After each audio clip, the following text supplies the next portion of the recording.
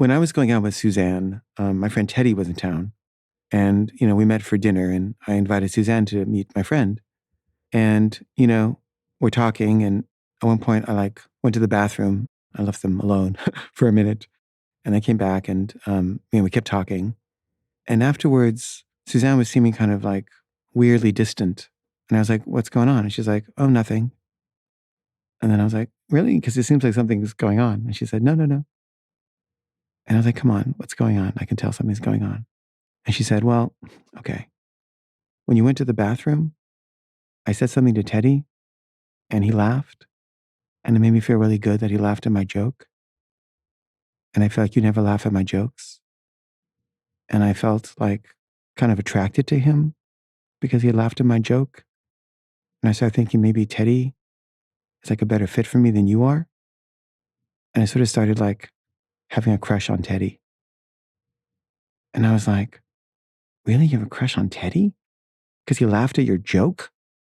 And she was like, I know it sounds stupid, but it really means a lot to me that he finds me funny and you don't seem to find me that funny.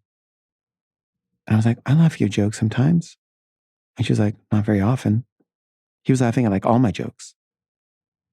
I was like, well, I'm sorry. I don't laugh at all your jokes. I guess I'll try to laugh at more of your jokes. But, we talked about it for a while. And at some point she said, okay, I'm over my crush. It's gone. I'm done.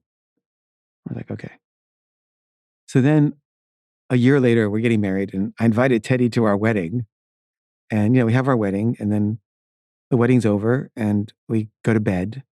And, this is our wedding night. This is, our hot night. And she's being kind of weird and distant. And I'm like, what's going on? And she's like, nothing. I'm like, come on, something's going on. I can tell. She's like, no, nothing. I said, I feel like there's something you're not telling me. And she says, okay, fine. During the wedding, I started like having feelings for Teddy again. And I started thinking maybe I made a mistake and I should have married Teddy instead of you. And I was so hurt and I was so angry. And I felt like I'd sacrificed a lot to like commit to this relationship. And here she was like fantasizing about Teddy on our wedding night. And I didn't know what to do. I was considering angry sex, but I think in the end we didn't have sex at all. But I couldn't get it out of my mind. Like I was obsessed with her infatuation with Teddy and I was so mad at her.